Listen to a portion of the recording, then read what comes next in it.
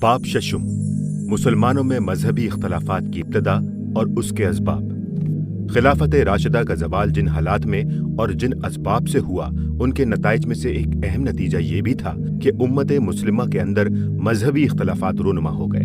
پھر ان اختلافات کو جس چیز نے جمنے اور مستقل فرقوں کی بنیاد بننے کا موقع دے دیا، وہ بھی اس کے سوا کچھ نہ تھی کہ نظام خلافت اپنی اصل شکل پر قائم نہ رہا تھا، کیونکہ ملوکیت کے نظام میں سرے سے کوئی ایسا با اختیار اور معتمد علیہ ادارہ موجود ہی نہ تھا جو اختلافات کے پیدا ہو جانے کی صورت میں ان کو بر وقت صحیح طریقے سے حل کر دیتا۔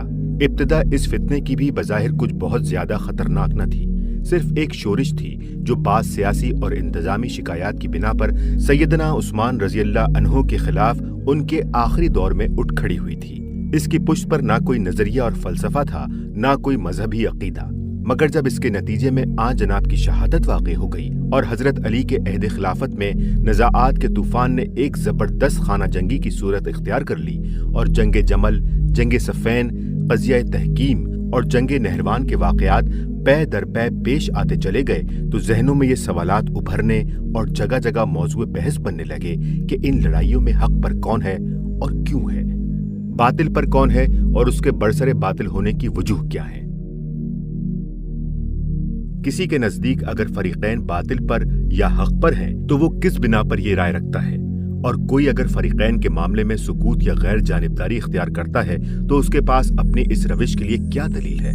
ان سوالات کے نتیجے میں چند قطعی اور واضح نظریات پیدا ہوئے جو اپنی اصل کے لحاظ سے خالص سیاسی تھے، مگر بعد میں ہر نظریے کے حامی گروہ کو بتدریج اپنا موقف مضبوط کرنے کے لیے کچھ نہ کچھ دنیاتی بنیادیں فراہم کرنی پڑیں، اور اس طرح یہ سیاسی فرقے رفتہ رفتہ مذہبی فرقوں میں تبدیل ہوتے چلے گئے۔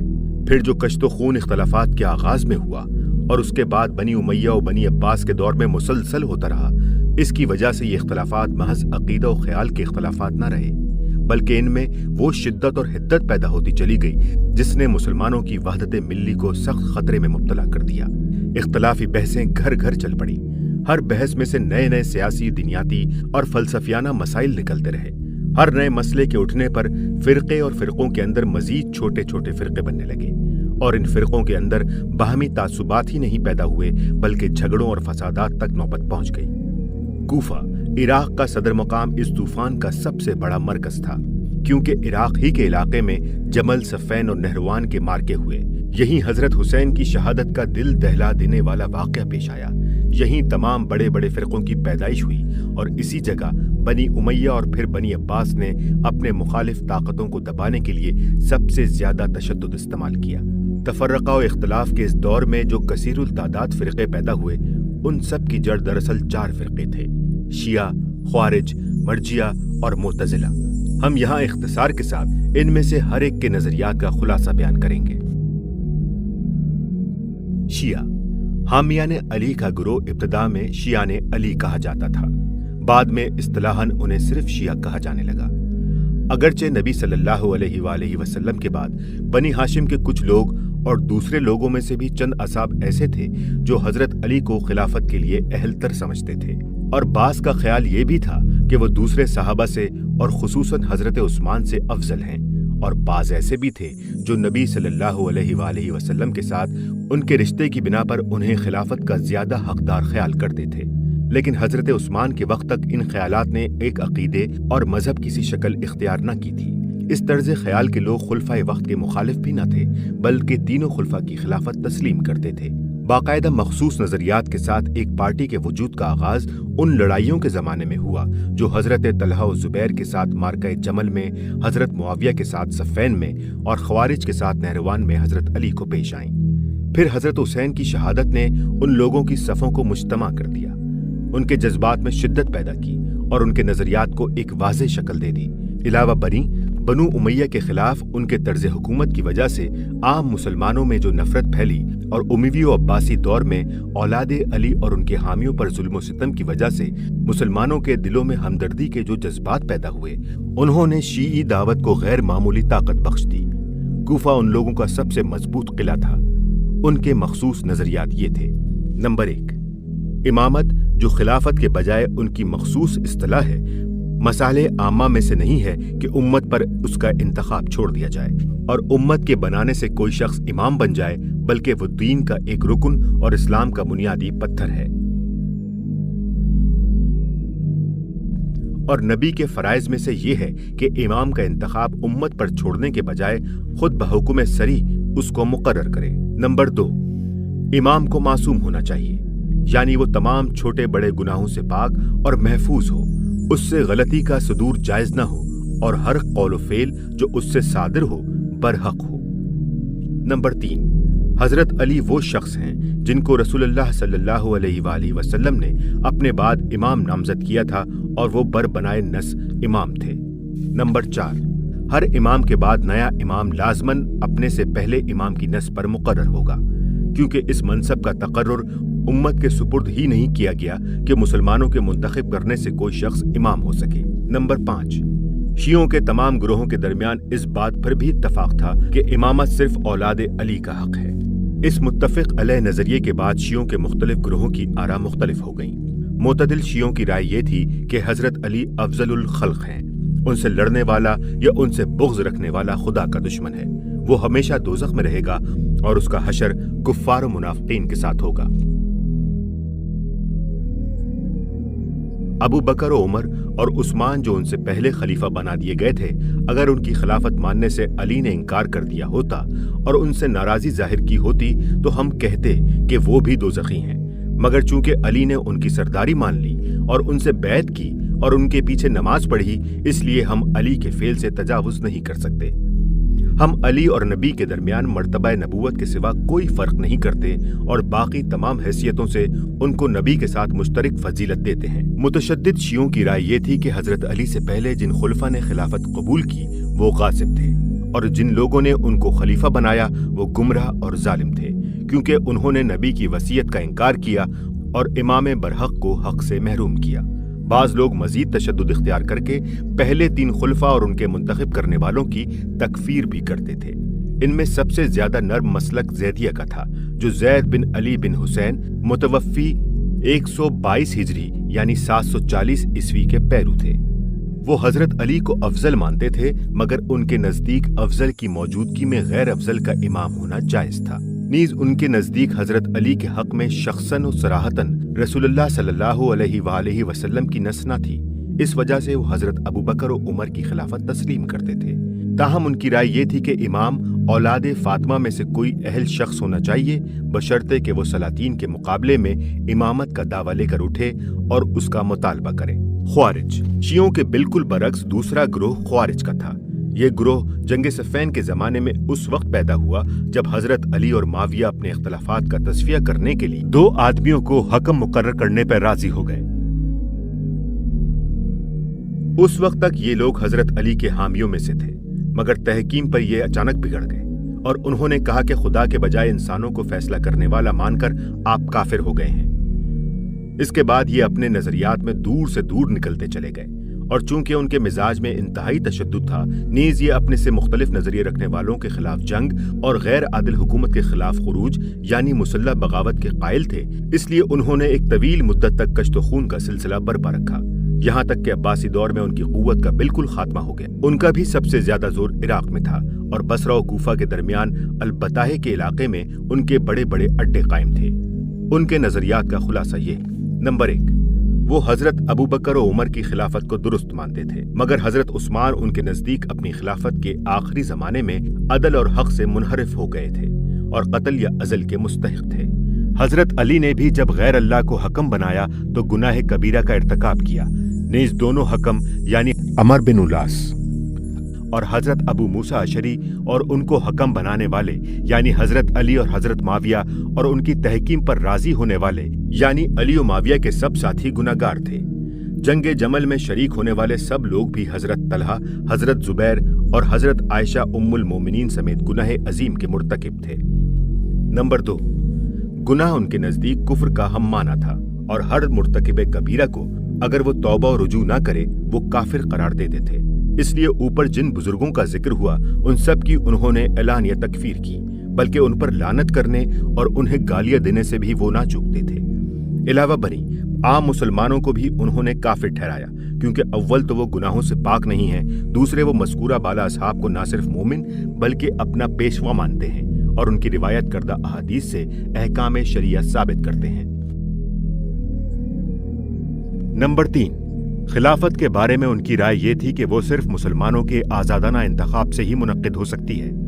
نمبر 4، وہ یہ بات نہیں مانتے تھے کہ خلیفہ کا قریشی ہونا ضروری ہے۔ وہ کہتے تھے کہ قریشی یا غیر قریشی جس صالح آدمی کو بھی مسلمان منتخب کریں وہ جائز خلیفہ ہوگا۔ نمبر 5، ان کا خیال تھا کہ خلیفہ جب تک عدل اور صلاح کے طریقے پر قائم رہے اس کی اطاعت واجب ہے، مگر جب وہ اس طریقے سے ہٹ جائے تو پھر اس سے لڑنا اور اس کو معزول یا قتل کر دینا بھی واجب ہے۔ نمبر 6، قانون اسلام کے بنیادی ماخذ میں سے وہ قرآن کو تو مانتے تھے مگر حدیث اور اجماع دونوں کے معاملے میں ان کا مسلک عام مسلمانوں سے مختلف تھا۔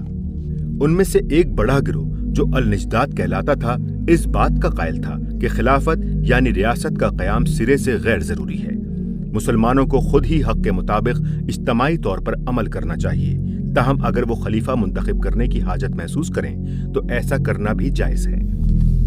ان کا سب سے بڑا گروہ ازارقہ اپنے سوا تمام مسلمانوں کو مشرک کہتا تھا۔ اس کا مسلک یہ تھا کہ خوارج کو اپنے سوا کسی کی اذان پر نماز کے لیے جانا روا نہیں، نہ کسی دوسرے کا ذبیحہ حلال ہے، نہ کسی دوسرے سے شادی بیاہ کا تعلق جائز ہے، نہ خارجی و غیر خارجی ایک دوسرے کے وارث ہو سکتے ہیں۔ وہ دوسرے تمام مسلمانوں کے خلاف جہاد کو فرض عین سمجھتے تھے، ان کی عورتوں اور بچوں کو قتل کرنا اور ان کے مال لوٹ لینا مباح جانتے تھے، اور خود اپنے گروہ کے ان لوگوں کو بھی کافر قرار دیتے تھے جو اس جہاد کے لیے نہ نکلیں۔ وہ اپنے مخالفین کے ساتھ خیانت تک کو حلال سمجھتے تھے۔ ان کے تشدد کا حال یہ تھا کہ غیر مسلموں کو ان کے ہاں مسلمانوں کی بنسبت زیادہ امان نصیب تھی۔ ان کا سب سے زیادہ نرم گروہ عباسیہ تھا، جو عام مسلمانوں کو کافر تو قرار دیتا تھا مگر مشرک کہنے سے اجتناب کرتا تھا۔ ان لوگوں کا قول تھا کہ یہ غیر مومن ہے، وہ ان کی شہادت قبول کرتے تھے، ان سے شادی بیاہ و توارث جائز رکھتے تھے اور ان کے علاقے کو دار الکفر یا دار الحرب نہیں بلکہ دار توحید کہتے تھے۔ البتہ حکومت کے مراکز کو وہ اس سے مستثنی رکھتے تھے۔ مسلمانوں پر چھپ کر حملہ کرنا ان کے نزدیک ناجائز تھا، البتہ اعلانیہ لڑنا وہ صحیح سمجھتے تھے۔ مرجیہ شیعوں اور خارجیوں کے انتہائی متضاد نظریات کا رد عمل ایک تیسرے گروہ کی پیدائش کی صورت میں ہوا جسے مرجیہ کے نام سے موسوم کیا گیا۔ حضرت علی کی لڑائیوں میں جس طرح کچھ لوگ ان کے پرجوش حامی اور کچھ ان کے سخت مخالف تھے، اسی طرح ایک طبقہ غیر جانبدار لوگوں کا بھی تھا جو یا تو خانہ جنگی کو فتنہ سمجھ کر الگ بیٹھ رہا تھا یا پھر اس معاملے میں مذبذب تھا کہ حق فریقین میں سے کس کے ساتھ ہے۔ یہ لوگ اس بات کو تو ضرور محسوس کرتے تھے کہ مسلمانوں کا آپس میں کشت و خون ایک بڑی برائی ہے، مگر وہ لڑنے والوں میں سے کسی کو برا کہنے کے لیے تیار نہ تھے، اور ان کا فیصلہ خدا پر چھوڑتے تھے کہ آخرت میں وہی طے کرے گا کہ کون حق پر ہے اور کون باطل پر۔ اس حد تک تو ان کے خیالات عام مسلمانوں کے خیالات سے مختلف نہ تھے، لیکن جب شیعوں اور خارجیوں نے اپنے انتہا پسندانہ نظریات کی بنیاد پر کفر و ایمان کے سوالات اٹھانے شروع کیے اور ان پر جھگڑوں، بحثوں اور مناظروں کا سلسلہ چلا، تو اس غیر جانبدار طبقے نے بھی اپنے نقطہ نظر کے حق میں مستقل دینیاتی نظریات قائم کر لیے، جس کا خلاصہ یہ ہے۔ نمبر 1، ایمان صرف خدا اور رسول کی معرفت کا نام ہے، عمل اس کی حقیقت میں شامل نہیں ہے، اس لیے ترک فرائض اور ارتکاب کبائر کے باوجود ایک شخص مومن رہتا ہے۔ نمبر 2، نجات کا مدار صرف ایمان پر ہے، کوئی معصیت ایمان کے ساتھ آدمی کو نقصان نہیں پہنچا سکتی، آدمی کی مغفرت کے لیے بس یہ کافی ہے کہ وہ شرک سے مجتنب ہو اور توحید کے عقیدے پر مرے۔ بعض مرجیہ نے اسی انداز فکر کو آگے بڑھا کر یہ قول اختیار کیا کہ شرک سے کمتر جو برے سے برے افعال بھی کیے جائیں وہ لامحالہ بخشے جائیں گے، اور بعضوں نے اس سے بھی ایک قدم آگے بڑھ کر کہا اگر دل میں ایمان رکھتا ہو اور وہ دارالاسلام میں بھی جہاں کسی کا خوف نہیں زبان سے کفر کا اعلان کرے یا بت پوجے یا یہودیت یا نصرانیت میں داخل ہو جائے، پھر بھی وہ کامل الایمان اور اللہ کا ولی اور جنتی ہے۔ ان خیالات نے معاصی اور فسق و فجور اور ظلم و ستم کی بڑی ہمت افزائی کی اور لوگوں کی اللہ کی مغفرت کا بھروسہ دلا کر گناہوں پر جری کر دیا۔ اس طرز خیال سے ملتا جلتا اور ایک نقطہ نظر یہ تھا کہ امر بالمعروف اور नहीं अनिल मुनकर अगर उसके लिए हथियार उठाने की जरूरत पड़े एक फितना है। हुकूमत के सिवा दूसरों के बुरे अफाल पर टोकना तो जरूर जायज है, मगर हुकूमत के जुल्म जोर के खिलाफ जबान खोलना जायज नहीं।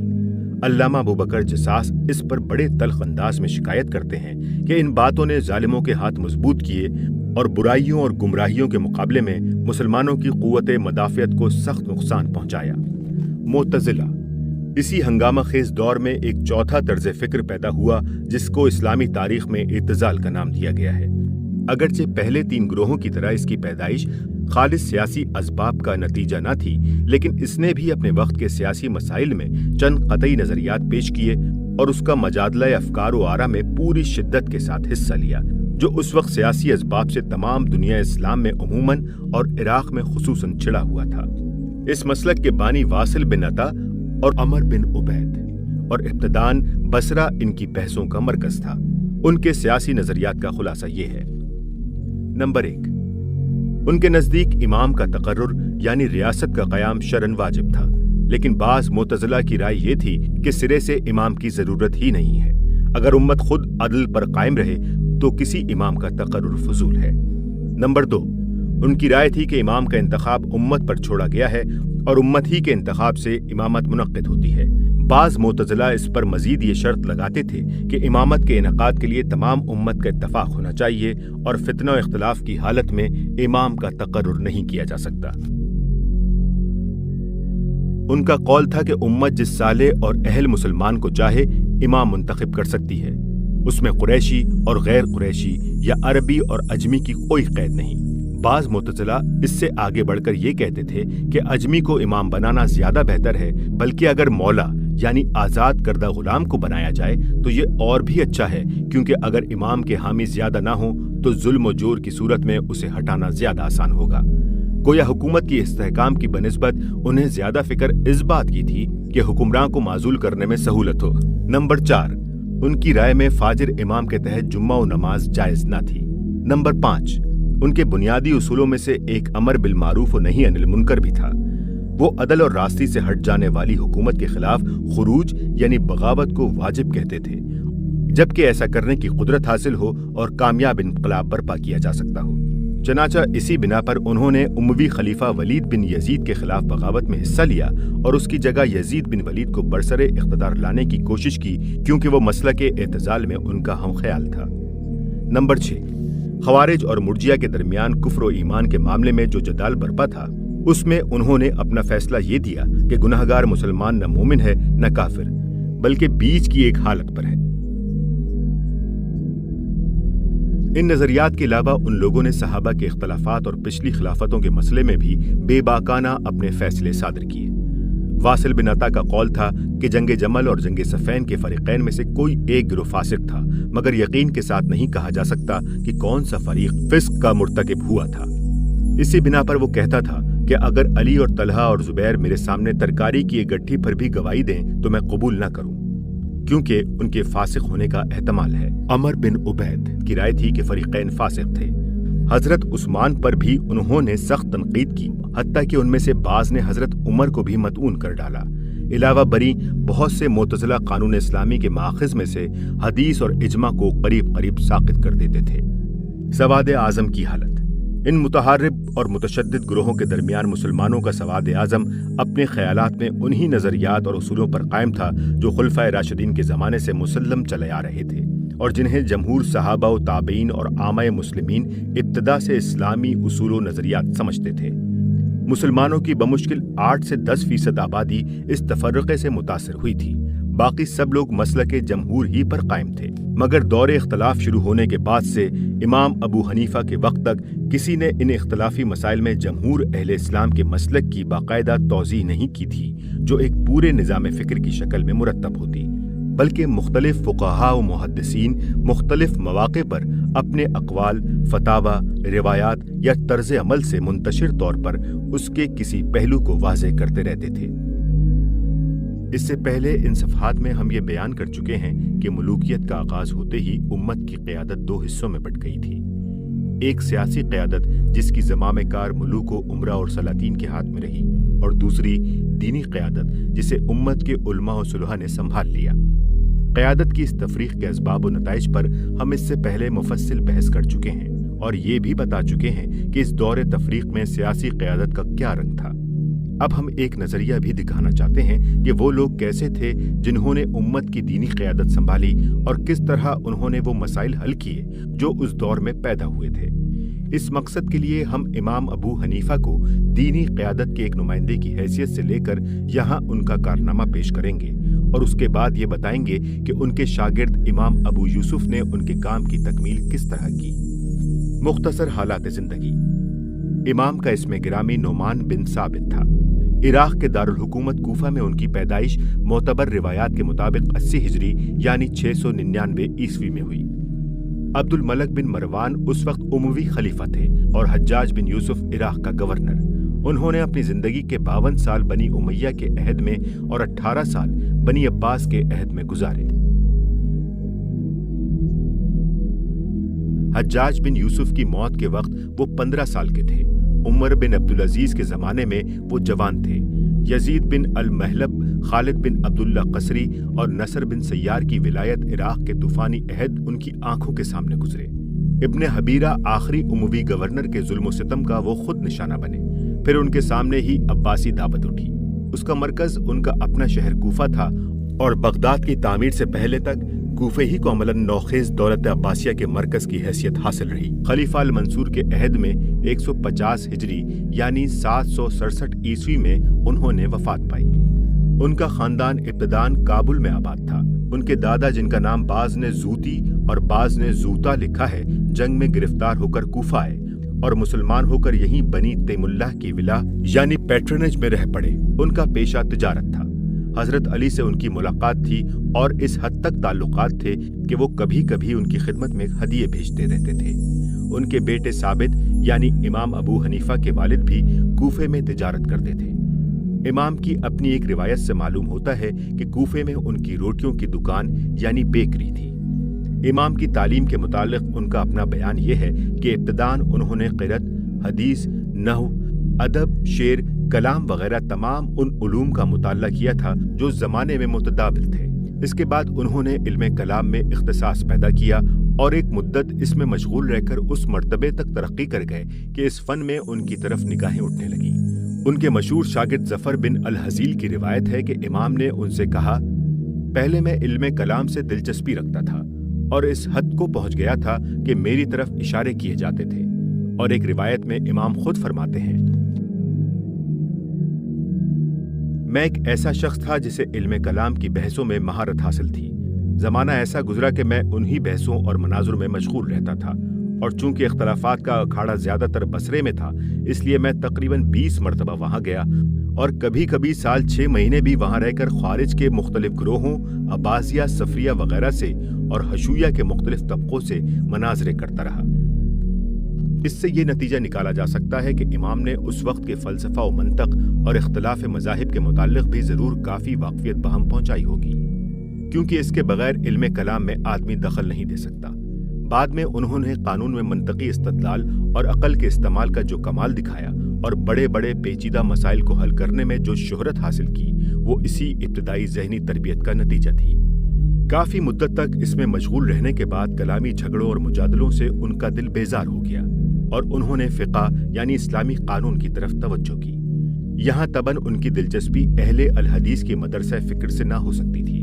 عراق کے اصحاب الرائے کا مرکز اس وقت کوفہ تھا، اسی سے وہ وابستہ ہو گئے۔ اس مدرسہ فکر کی ابتدا حضرت علی اور عبداللہ بن مسعود سے ہوئی تھی۔ ان کے بعد ان کے شاگرد شری، علقمہ اور مسروق اس مدرسے کے نامور ائمہ ہوئے جن کا شہرہ اس وقت تمام دنیا اسلام میں تھا۔ پھر ابراہیم نخعی اور ان کے بعد حماد تک اس کی امامت پہنچی۔ انہی حماد کی شاگردی ابو حنیفہ نے اختیار کی اور ان کی وفات تک پورے 18 سال ان کی صحبت میں رہے۔ مگر انہوں نے صرف اسی علم پر اکتفا نہ کیا جو کوفے میں ان کے اساتذہ کے پاس تھا، بلکہ بار بار حج کے موقع پر حجاز جا کر وہ فقہ اور حدیث کے دوسرے اکابر اہل علم سے بھی استفادہ کرتے رہے۔ 120 ہجری میں جب ان کے استاذ حماد کا انتقال ہوا تو اس مدرسہ فکر کے لوگوں نے بالاتفاق امام ابو حنیفہ کو ان کا جانشین بنایا اور اس مسند پر 30 سال تک درس و تدریس اور افتاء کا وہ لافانی کام انہوں نے انجام دیا جو آج مذہب حنفی کی بنیاد ہے۔ اس 30 سال کی مدت میں انہوں نے بقول بعض 60,000 اور بقول بعض 83,000 قانونی مسائل کے جوابات دیے جو ان کی زندگی ہی میں الگ الگ عنوانات کے تحت مرتب کر دیے گئے۔ 700-800 کی تعداد میں ایسے شاگرد تیار کیے جو دنیا اسلام کے مختلف علاقوں میں پہنچ کر درس و افتاء کے مسند نشین اور عوام کی عقیدتوں کے مرکز بن گئے۔ ان کے شاگردوں میں سے 50 کے قریب ایسے آدمی نکلے جو ان کے بعد سلطنت عباسیہ کے قاضی ہوئے۔ ان کا مذہب اسلامی دنیا کے بہت بڑے حصے کا قانون بن گیا۔ وہی عباسی، سلجوقی، عثمانی اور مغل سلطنتوں کا قانون تھا، اور آج چین سے لے کے ترکی تک کے کروڑوں مسلمان اسی کی پیروی کرتے ہیں۔ معاش کے لیے امام نے اپنا آبائی پیشہ تجارت اختیار کیا۔ کوفہ میں وہ خز یعنی ایک خاص قسم کے کپڑے کی تجارت کرتے تھے۔ رفتہ رفتہ انہوں نے اس پیشے میں بھی غیر معمولی ترقی کی۔ ان کا اپنا ایک بڑا کارخانہ تھا جس میں خز تیار کیا جاتا تھا۔ ان کی تجارتی کوٹھی صرف کوفے ہی میں کپڑا فروخت نہیں کرتی تھی، بلکہ اس کا مال دور دراز علاقوں میں بھی جاتا تھا۔ پھر ان کی دیانت پر عام اعتماد جب بڑھا تو یہ کوٹھی عملاً ایک بینک بھی بن گئی جس میں لوگ کروڑوں روپیہ امانت رکھواتے تھے۔ ان کی وفات کے وقت 5 کروڑ درہم کی امانتیں اس کوٹھی میں جمع تھیں۔ مالی اور تجارتی معاملات کے متعلق اس وسیع تجربے نے ان کے اندر قانون کے بہت سے شعبوں میں وہ بصیرت پیدا کر دی تھی جو صرف علمی حیثیت سے قانون جاننے والوں کو نصیب نہیں ہوتی۔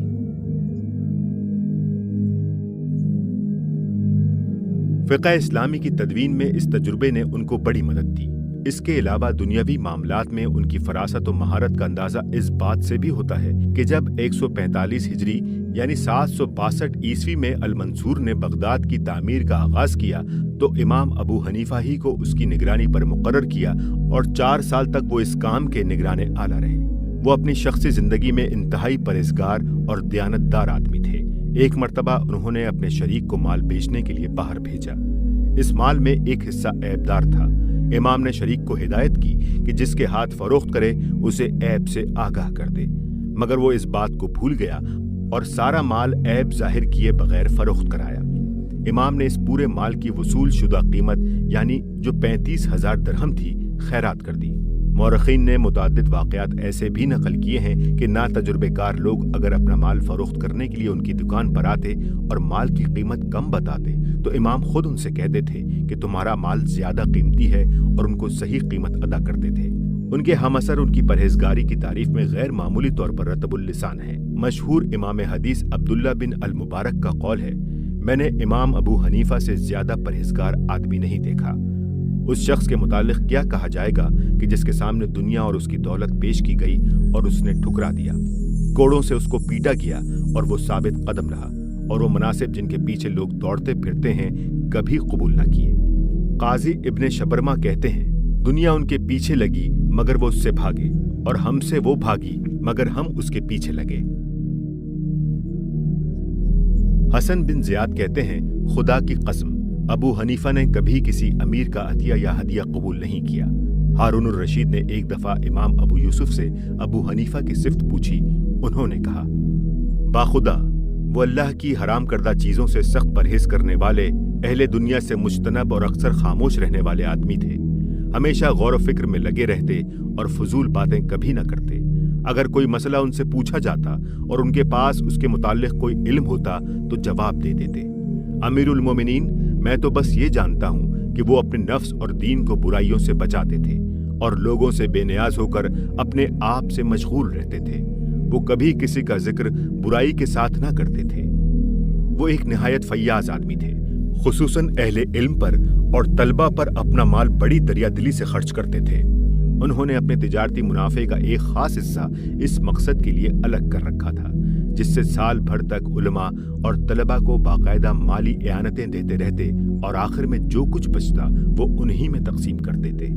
وہ ان کو مال دیتے وقت کہا کرتے، آپ لوگ اسے اپنی ضروریات پر خرچ کریں اور اللہ کے سوا کسی کے شکر گزار نہ ہوں۔ میں نے آپ کو اپنے پاس سے کچھ نہیں دیا ہے، یہ اللہ کا فضل ہے جو آپ ہی لوگوں کے لیے اس نے مجھ کو بخشا ہے۔ ان کے شاگردوں میں ایک کثیر تعداد ایسی تھی جن کے مصارف کی کفالت وہ خود کرتے تھے، اور امام ابو یوسف کے تو گھر کا پورا خرچ ہی انہوں نے اپنے ذمے لے رکھا تھا۔ کیونکہ ان کے والدین غریب تھے اور وہ اپنے لڑکے کی تعلیم چھڑا کر اسے کسی معاشی کام میں لگانا چاہتے تھے۔ اس سیرت اور شخصیت کا تھا وہ شخص جس نے دوسری صدی ہجری کے نصف اول میں قریب ان تمام اہم مسائل سے تعرض کیا جو خلافت راشدہ کے بعد پیش آنے والے حالات میں پیدا ہوئے تھے۔ ان کی آراء۔ اب ہم سب سے پہلے ان مسائل کو لیں گے جن کے متعلق امام کے خیالات ان کے اپنے قلم سے ثبت کیے ہوئے موجود ہیں۔ وہ کوئی صاحب تصنیف آدمی نہ تھے، اس لیے ان کے کام کے متعلق زیادہ تر دوسرے معتبر ذرائع کی طرف رجوع کرنا پڑتا ہے، لیکن شیعہ، خوارج، مرجئہ، معتزلہ کے اٹھائے ہوئے چند مسائل ایسے ہیں جس پر انہوں نے اپنی عادت کے خلاف خود قلم اٹھایا ہے اور اہل سنت والجماعت یعنی مسلم معاشرے کے سواد اعظم کا عقیدہ و مسلک نہایت مختصر مگر واضح الفاظ میں مرتب کر دیا ہے۔ فطرتاً ہمیں ان کے کام کا جائزہ لیتے ہوئے اولیت کا مرتبہ اسی چیز کو دینا چاہیے جو ان کی اپنی تحریر کی صورت میں ہمیں ملتی ہے۔ اس سے پہلے ہم بیان کر چکے ہیں کہ حضرت علی کے زمانہ خلافت اور بنی امیہ کے آغاز سلطنت میں مسلمانوں کے درمیان جو اختلافات رونما ہوئے تھے ان سے 4 بڑے فرقے وجود میں آ گئے تھے، جنہوں نے بعض ایسے مسائل پر انتہائی آراء کا نہ صرف اظہار کیا بلکہ ان کو مذہبی عقیدہ قرار دے دیا جو مسلم سوسائٹی کی ترکیب، اسلامی ریاست کی حیت، اسلامی قوانین کے ماخذ اور امت کے سابقہ اجتماعی فیصلوں کی مستند حیثیت پر اثر انداز ہوتے۔ ان مسائل کے متعلق سواد اعظم کا مسلک اگرچہ متعین تھا کیونکہ عام مسلمان اس پر چل رہے تھے اور بڑے بڑے فقہا وقتاً فوقتاً اپنے اقوال و افعال سے بھی اس کا اظہار کرتے تھے، لیکن امام ابو حنیفہ کے وقت تک کسی نے اس کو دو ٹوک طریقے سے ایک واضح تحریر کی صورت میں مرتب نہیں کیا تھا۔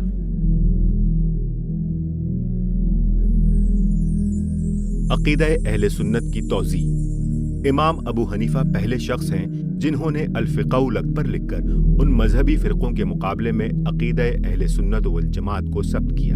حاشیہ: علم کلام کی اصطلاح رائج ہونے سے پہلے عقائد اور اصول دین اور قانون سب کے لیے فقہ کا لفظ ہی استعمال ہوتا تھا، البتہ فرق اس طرح کیا جاتا تھا کہ عقائد اور اصول دین کو الفقہ الاکبر کہتے تھے۔ امام ابو حنیفہ نے یہی نام اپنے اس رسالے کے لیے استعمال کیا۔ اس کتاب کے بعض حصوں کے متعلق قریب کے زمانے میں محققین نے شک ظاہر کیا ہے کہ وہ الحاقی ہیں، لیکن ہم یہاں اس کے جن اجزاء سے بحث کر رہے ہیں ان کی صحت مسلم ہے، کیونکہ دوسرے جن ذرائع سے بھی ان مسائل کے متعلق امام ابو حنیفہ کا مسلک معلوم ہوتا ہے یہ ان سے مطابقت رکھتے ہیں۔ اس میں ہمارے موضوع سے متعلق جن سوالات سے امام نے بحث کی ہے ان میں پہلا سوال خلفائے راشدین کی پوزیشن کا ہے۔ مذہبی فرقوں نے یہ بحث اٹھا دی تھی کہ آیا ان میں سے بعض کی خلافت صحیح تھی یا نہیں، اور ان میں سے کون کس پر افضل تھا، بلکہ ان میں سے کوئی مسلمان بھی رہا یا نہیں۔ ان سوالات کی حیثیت محض چند سابق شخصیتوں کے متعلق ایک تاریخی رائے کی نہیں تھی، بلکہ دراصل ان سے یہ بنیادی سوال پیدا ہوتا تھا کہ جس طرح یہ خلفاء مسلمانوں کے امام بنائے گئے، آیا اس کو اسلامی ریاست کے سربراہ کی تقرری کا آئینی اختیار مانا جائے گا یا نہیں۔ نیز اگر ان میں سے کسی کی خلافت کو بھی مشکوک سمجھ لیا جائے تو اس سے یہ سوال پیدا ہو جاتا تھا کہ اس کے زمانے کے اجماعی فیصلے قانونی اسلام کا جزو مانے جائیں گے یا نہیں، اور اس خلیفہ کے اپنے فیصلے قانونی نظائر کی حیثیت رکھیں گے یا نہیں۔ اس کے علاوہ ان کی خلافت کی صحت و عدم صحت اور ان کے ایمان و عدم ایمان، حتیٰ کہ ان میں سے بعض پر بعض کی فضیلت کا سوال بھی آپ سے آپ اس سوال پر منتہی ہوتا تھا کہ بعد کے مسلمان آیا اس ابتدائی اسلامی معاشرے پر اعتماد رکھتے ہیں اور اس کے اجتماعی فیصلوں کو تسلیم کرتے ہیں یا نہیں جو پیغمبر اسلام صلی اللہ علیہ وآلہ وسلم کی براہ راست تربیت و رہنمائی میں بنا تھا، اور جس کے توسط ہی سے بعد کی نسلوں کو قرآن اور سنت پیغمبر اور اسلامی احکام کی ساری معلومات پہنچی ہیں۔ دوسرا سوال جماعت صحابہ کی پوزیشن کا ہے، جس کے سواد اعظم کو ایک گروہ اس بنا پر ظالم و گمراہ بلکہ کافر تک کہتا تھا کہ انہوں نے پہلے 3 خلفاء کو امام بنایا، اور جس کے افراد کی ایک بڑی تعداد کو خوارج اور معتزلہ کافر و فاسق ٹھہراتے تھے۔ یہ سوال بھی بعد کے زمانے میں محض ایک تاریخی سوال کی حیثیت نہ رکھتا تھا، بلکہ اس سے خود بخود یہ مسئلہ پیدا ہو جاتا تھا کہ نبی صلی اللہ علیہ وآلہ وسلم سے جو احکام ان لوگوں کے واسطے سے منقول ہوئے ہیں وہ آیا اسلامی قانون کے ماخذ پر قرار پائیں گے یا نہیں۔ تیسرا اہم اور بنیادی سوال ایمان کی تعریف، ایمان و کفر کے اصولی فرق اور گناہ کے اثرات و نتائج کا تھا، جس پر خوارج، معتزلہ اور مرجئہ کے درمیان سخت بحثیں اٹھی ہوئی تھیں۔ یہ سوال بھی محض دنیاتی نہ تھا بلکہ مسلم سوسائٹی کی ترکیب سے اس کا گہرا تعلق تھا، کیونکہ اس کے متعلق جو فیصلہ بھی کیا جائے اس کا اثر مسلمانوں کے اجتماعی حقوق اور ان کے قانونی تعلقات پر لازماً پڑتا ہے۔ نیز ایک اسلامی ریاست میں اس سے یہ مسئلہ بھی پیدا ہو جاتا ہے کہ گناہگار حاکموں کی حکومت میں جمعہ و جماعت جیسے مذہبی کام اور عدالتوں کے قیام اور جنگ و جہاد جیسے سیاسی کام صحیح طور پر کیے جا سکیں گے یا نہیں۔ امام ابو حنیفہ نے ان مسائل کے متعلق اہل سنت کا جو مسلک ثبت کیا ہے وہ حسب ذیل ہے۔ خلفائے راشدین کے بارے میں رسول اللہ صلی اللہ علیہ وآلہ وسلم کے بعد افضل الناس ابو بکر صدیق ہیں، پھر عمر بن الخطاب، پھر عثمان بن عفان، پھر علی بن ابی طالب۔ یہ سب حق پر تھے اور حق کے ساتھ رہے۔ عقیدہ طحاویہ میں اس کی مزید تشریح اس طرح کی گئی ہے: ہم رسول اللہ صلی اللہ علیہ وآلہ وسلم کے بعد ابو بکر صدیق رضی اللہ عنہ کو تمام امت پر افضل قرار دیتے ہوئے سب سے پہلے خلافت ان کے لیے ثابت کرتے ہیں، پھر عمر بن الخطاب کے لیے، پھر عثمان کے لیے، پھر علی بن ابی طالب کے لیے، اور یہ خلفائے راشدین و ائمہ مہدیین ہیں۔ اس سلسلے میں یہ امر بھی قابل ذکر ہے کہ امام ابو حنیفہ ذاتی طور پر حضرت علی کو حضرت عثمان کی بنسبت زیادہ محبوب رکھتے تھے، اور ان کی شخصی رائے یہ بھی تھی کہ ان دونوں بزرگوں میں سے کسی کو کسی پر فضیلت نہیں دی جا سکتی، مگر حضرت عثمان کے انتخاب کے موقع پر اکثریت سے جو فیصلہ ہو چکا تھا اس کو تسلیم کرتے ہوئے انہوں نے اجتماعی عقیدہ یہی قرار دیا کہ فضیلت کی ترتیب بھی وہی ہے جو خلافت کی ترتیب ہے۔ صحابہ کرام کے بارے میں ہم صحابہ کا ذکر بھلائی کے سوا اور کسی طرح نہیں کرتے۔ عقیدہ طحاویہ میں اس کی مزید تفصیل یہ ہے: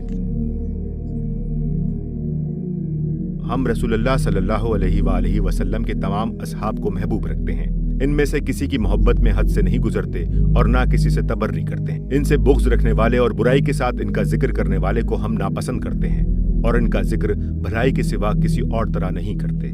اگرچہ صحابہ کی خانہ جنگی کے بارے میں ابو حنیفہ نے اپنی رائے ظاہر کرنے سے دریغ نہیں کیا ہے، چنانچہ وہ صاف طور پر یہ کہتے ہیں کہ حضرت علی کی جن لوگوں سے بھی جنگ ہوئی، اور ظاہر ہے کہ اس میں جنگ جمل و صفین کے شرکا شامل ہیں، ان کے مقابلے میں علی زیادہ برسر حق تھے، لیکن وہ دوسرے فریقین کو متون کرنے سے قطعی پرہیز کرتے ہیں۔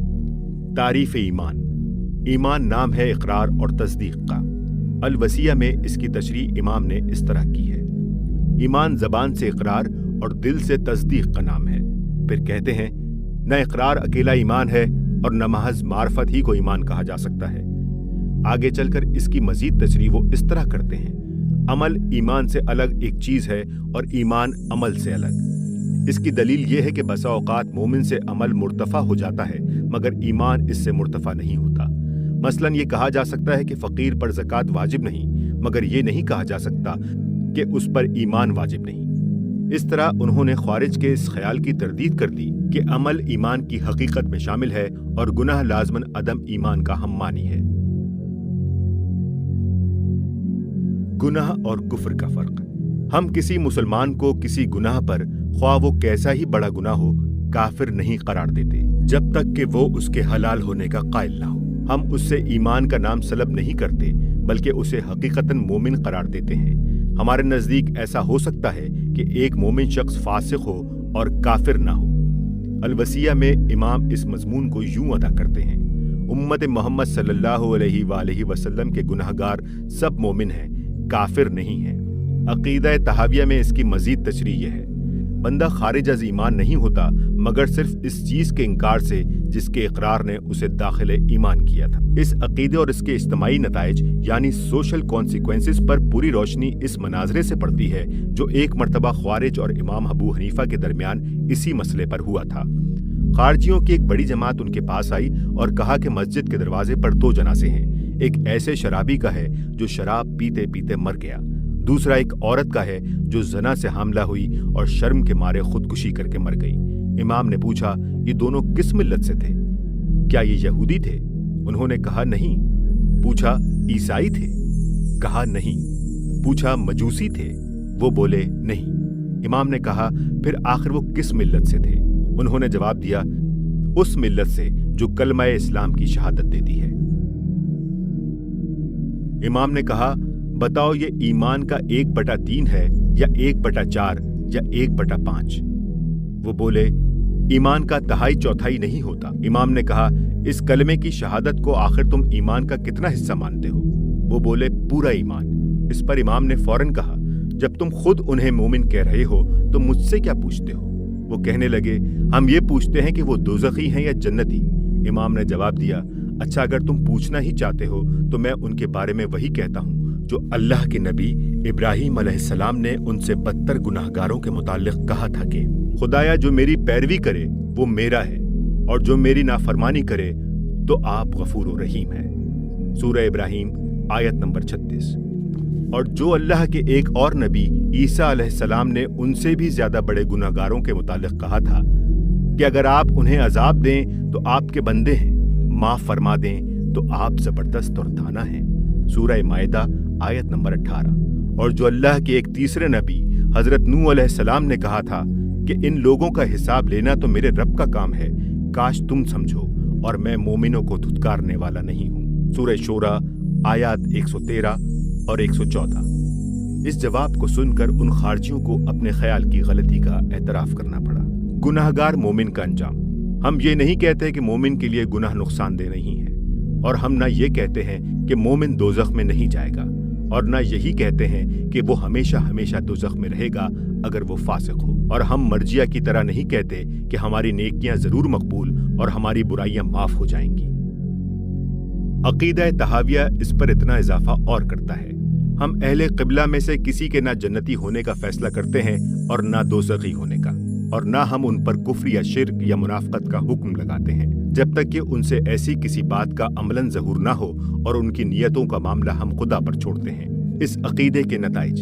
اس طرح امام نے شیعہ و خوارج اور معتزلہ و مرجیہ کی انتہائی آراء کے درمیان ایک ایسا متوازن عقیدہ پیش کیا جو مسلم معاشرے کو انتشار اور باہمی تصادم و منافرت سے بھی بچاتا ہے اور اس کے افراد کو اخلاقی بے قیدی اور گناہوں پر جسارت سے بھی روکتا ہے۔ جس فتنے کے زمانے میں امام نے عقیدہ اہل سنت کی یہ وضاحت پیش کی تھی، اس کی تاریخ کو نگاہ میں رکھا جائے تو اندازہ ہوتا ہے کہ یہ ان کا بڑا کارنامہ تھا جس سے انہوں نے امت کو راہ اعتدال پر قائم رکھنے کی صحیح بلیغ فرمائی تھی۔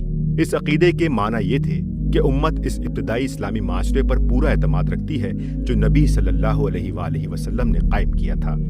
اس معاشرے کے لوگوں نے جو فیصلے بالاتفاق یا اکثریت کے ساتھ کیے تھے، امت ان کو تسلیم کرتی ہے۔ جن اصحاب کو انہوں نے یکے بعد دیگرے خلیفہ منتخب کیا تھا، ان کی خلافت کو بھی اور ان کے زمانے کے فیصلوں کو بھی وہ آئینی حیثیت سے درست مانتی ہے، اور شریعت کے اس پورے علم کو بھی وہ قبول کرتی ہے جو اس معاشرے کے افراد یعنی صحابہ کرام کے ذریعے سے بعد کی نسلوں کو ملا ہے۔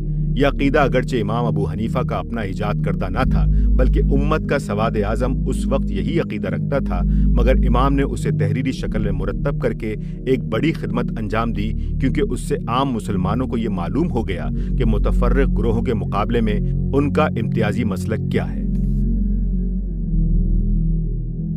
قانون اسلامی کی تدوین۔ لیکن امام ابو حنیفہ کا سب سے بڑا کارنامہ جس نے انہیں اسلامی تاریخ میں لازوال عظمت عطا کی، یہ تھا کہ انہوں نے اس عظیم خلا کو اپنے بلبوتے پر بھر دیا جو خلافت راشدہ کے بعد شورا کا سدباب ہو جانے سے اسلام کے قانونی نظام میں واقع ہو چکا تھا۔ ہم اس کے اثرات و نتائج کی طرف پہلے اشارہ کر چکے ہیں۔ ایک صدی کے قریب اس حالت پر گزر جانے سے جو نقصان رونما ہو رہا تھا، اسے ہر صاحب فکر آدمی محسوس کر رہا تھا۔ ایک طرف مسلم ریاست کے حدود سندھ سے اسپین تک پھیل چکے تھے، 20 قومیں اپنے الگ الگ تمدن، رسم و رواج اور حالات کے ساتھ اس میں شامل ہو چکی تھیں۔ اندرون ملک مالیات کے مسائل، تجارت اور زراعت اور صنعت و حرفت کے مسائل، شادی بیاہ کے مسائل، دستوری اور دیوانی اور فوجداری قوانین و ضوابط کے مسائل روز بروز سامنے آ رہے تھے۔ بیرون ملک دنیا بھر کی قوموں سے اس عظیم ترین سلطنت کے تعلقات تھے اور ان میں جنگ، صلح، سفارتی روابط، تجارتی لین دین، بحری و بری مسافرت، کسٹم وغیرہ کے مسائل پیدا ہو رہے تھے، اور مسلمان چونکہ اپنے ایک مستقل نظریہ، اصول حیات اور بنیادی قانون رکھتے تھے، اس لیے ناگزیر تھا کہ وہ اپنے ہی نظام قانون کے تحت ان بے شمار نت نئے مسائل کو حل کریں۔ غرض ایک طرف وقت کا زبردست چیلنج تھا جس سے اسلام کو سابقہ درپیش تھا، اور دوسری طرف حالت یہ تھی کہ ملوکیت کے دور میں کوئی ایسا مسلم آئینی ادارہ باقی نہ رہا تھا جس میں مسلمانوں کے معتمد علیہ اہل علم اور فقی اور مدبرین بیٹھ کر ان مسائل کو سوچتے اور شریعت کے اصولوں کے مطابق ان کا ایک مستند حل پیش کرتے جو سلطنت کی عدالتوں اور اس کے سرکاری محکموں کے لیے قانون قرار پاتا اور پوری مملکت میں یکسانی کے ساتھ اس پر عمل کیا جاتا۔ اس نقصان کو خلفاء، گورنر، حکام اور قاضی سب محسوس کر رہے تھے، کیونکہ انفرادی اجتہاد اور معلومات کے بل پر روزمرہ پیش آنے والے اتنے مختلف مسائل کو بر وقت حل کر لینا ہر مفتی، हाकिम, जज और नाज़िम महकमा के बस का काम न था, और अगर फर्दन फर्दन उन्हें हल किया भी जाता था तो उससे बेशुमार मुतज़ाद फैसलों का एक जंगल पैदा हो रहा था। मगर दुश्वारी ये थी कि एक ऐसा इदारा हुकूमत ही कायम कर सकती थी, और हुकूमत ऐसे लोगों के हाथों में थी जो खुद जानते थे कि मुसलमानों में उनका कोई अखलाकी वक़ार व एतमाद नहीं है। उनके लिए फुक़हा का सामना करना तो दरकिनार, उनको बर्दाश्त करना भी मुश्किल था। उनके तहत बनने वाले कवानीन किसी हालत में भी मुसलमानों के नज़दीक इस्लामी निज़ाम कानून का जुज़ न बन सकते थे। इब्नुल मुक़फ़्फ़ा ने अपने रिसालतुल सहाबा में इस खला को भरने के लिए अल-मंसूर के सामने यह तजवीज़ पेश की कि खलीफा अहले इल्म की एक कौंसिल बनाए, जिसमें हर नुक्ता नज़र के उलमा पेश आमदा मसाइल पर अपना अपना इल्म और ख्याल पेश करें, फिर खलीफा खुद हर मसले पर अपना फैसला दे और वही कानून हो। लेकिन मंसूर अपनी हकीकत से इतना बेखबर न था कि ये हिमाकत करता।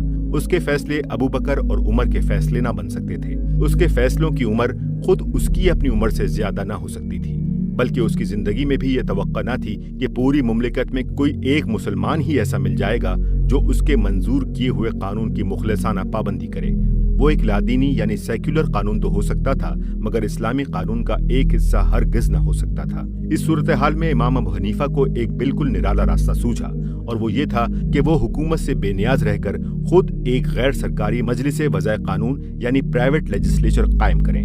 ये तजवीज़ एक इंतहाई बदिउल फिक्र आदमी ही सोच सकता था, और मजीद बरा इसकी हिम्मत सिर्फ वही शख्स कर सकता था जो अपनी काबिलियत पर, अपने किरदार पर और अपने अखलाकी वक़ार पर इतना एतमाद रखता हो कि अगर वो कोई ऐसा इदारा कायम करके कवानीन मुदव्विन करेगा तो किसी सियासी कुव्वत नाफिजा यानी पॉलिटिकल सैंक्शन के बगैर उसके मुदव्विन करदा कवानीन अपनी खूबी, अपनी सेहत, अपनी मुताबिकत अहवाल और अपने मुदव्विन करने वालों के अखलाकी असर के बल पर खुद नाफिज होंगे। कौम खुद उनको कबूल करेगी और सल्तनतें आप से आप उनको तस्लीम करने पर मजबूर होंगी। इमाम कोई गैबदां न थे कि पेशगी उन नताइज को देख लेते जो फिल वाक़े उनके बाद निस्फ सदी के अंदर ही बरामद हो गए, मगर वो अपने आप को और अपने साथियों को जानते थे, मुसलमानों के इज्तिमाई मिजाज से वाकिफ थे और वक्त के हालात पर गहरी नजर रखते थे। उन्होंने एक कमाल दर्जे के दाना और दूरंदेश इंसान की हैसियत से बिल्कुल सही अंदाजा कर लिया कि वो उस खला को अपनी निजी हैसियत से भर सकते हैं, और उनके भरने से ये खला वाकई भर जाएगा।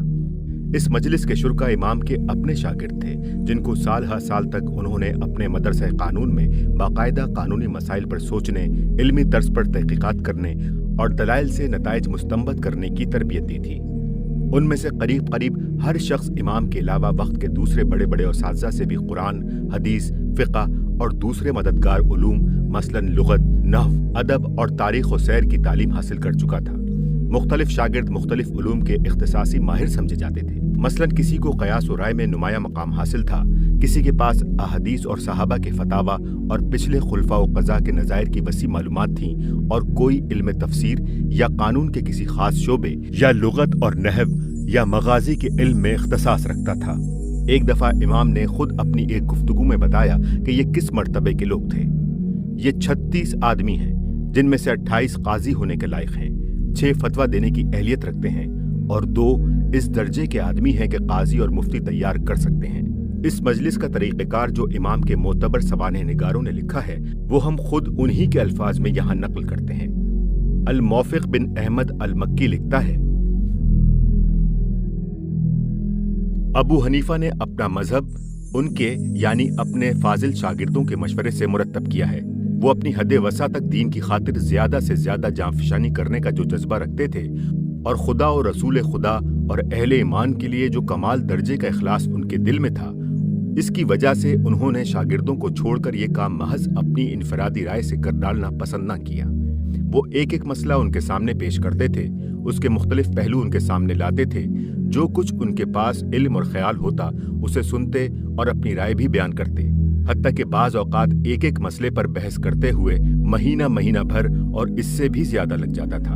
आखिर जब एक राय करार पा जाती तो उसे काजी अबू यूसुफ कुतुब उसूल में सब्त करते। इब्नुल बज़ार अल-करदरी का बयान है, उनके शागिर्द एक मसले पर खूब दिल खोल कर बहस करते और हर फन के नुक्ता नजर से गुफ्तगू करते। इस दौरान में इमाम खामोशी के साथ उनकी तकरीरें सुनते रहते थे। फिर जब इमाम ज़ेर बहस मसले पर अपनी तकरीर शुरू करते तो मजलिस में ऐसा सुकूत होता जैसे यहाँ उनके सिवा कोई और नहीं बैठा है। अब्दुल्ला बिन अल मुबारक कहते हैं कि एक मर्तबा इस मजलिस में 3 दिन तक मुसलसल एक मसले पर बहस होती रही। तीसरे दिन शाम के वक्त मैंने जब अल्लाहु अकबर की आवाज़ें सुनी तो पता चला कि इस बहस का फैसला हो गया। इमाम के एक और शागिर्द अबू अब्दुल्ला के बयान से मालूम होता है कि इस मजलिस में इमाम अबू हनीफा अपनी जो राय जाहिर करते थे उन्हें बाद में वो पढ़वा कर सुन लिया करते थे। चुनांचे उनके अल्फाज ये हैं, मैं इमाम के अक़वाल उनको पढ़कर सुनाता था। अबू यूसुफ यानी मजलिस के फैसले सब्त करते हुए साथ साथ अपने अक़वाल भी दर्ज कर दिया करते थे।